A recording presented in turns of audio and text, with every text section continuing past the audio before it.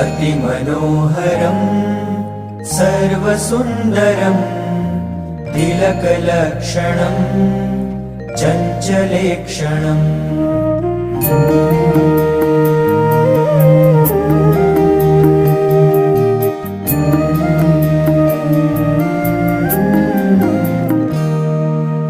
अतिमनोहरं सर्वसुन्दरं तिलकलक्षणं चञ्चलेक्षणं विबुधवन्दितं स्वामिनाथ ते वपुरिहास्तु नो नित्यदर्शने।